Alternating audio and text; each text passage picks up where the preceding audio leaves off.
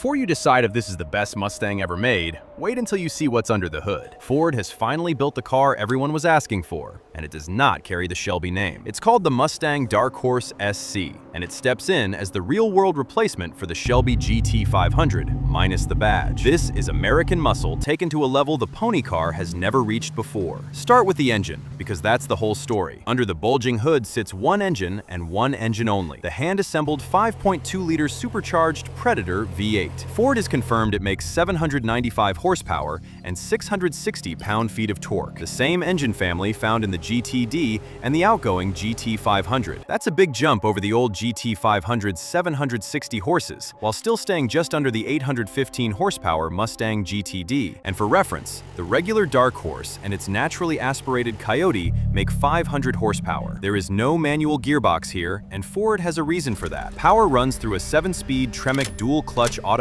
and a carbon fiber drive shaft into a 3.73 Torsen limited-slip rear differential. Ford ruled out a 3-pedal manual entirely because of how violent the V8's twist is. The claimed result is 60 miles per hour in 3.5 seconds and a top speed past 180 miles per hour. The bodywork isn't for show either. Track endurance was a major goal, so the design team worked to manage cooling and airflow while keeping the classic Mustang shape. The standard car gets upgraded aero and cooling, variable traction control borrowed straight from the GTD, and next-generation MagneRide damping. The suspension geometry is revised, MagneRide is retuned, and stiffer springs and upgraded parts all aim for sharper handling. Want more? There's a track pack. It brings a bigger, manually adjustable rear wing, retuned MagneRide dampers, carbon fiber wheels, Michelin Pilot Sport Cup R tires, and carbon ceramic brakes lifted from the Mustang GTD. That package also pushes downforce up to 620 pounds at speed. It deletes the rear seat too. This is a track car with plates. Inside, the cabin matches the hardware. The Dark Horse SC uses the GTD's leather-wrapped flat-bottom steering wheel, along with Alcantara and carbon fiber accents. Recaro leather and Dinamica sport seats come standard with the track pack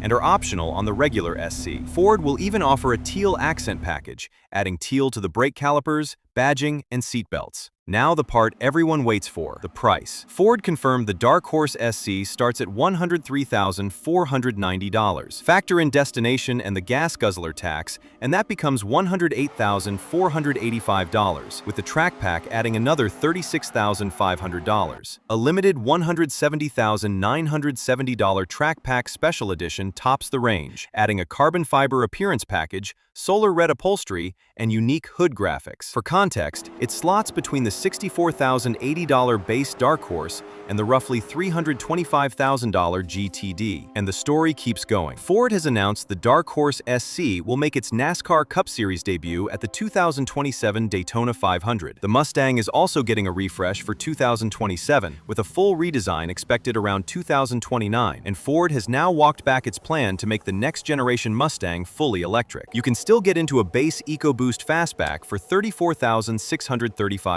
But at the top of the ladder, the Dark Horse SC is proof that Ford isn't done building loud, supercharged, rear-drive American muscle. What a time to love these cars.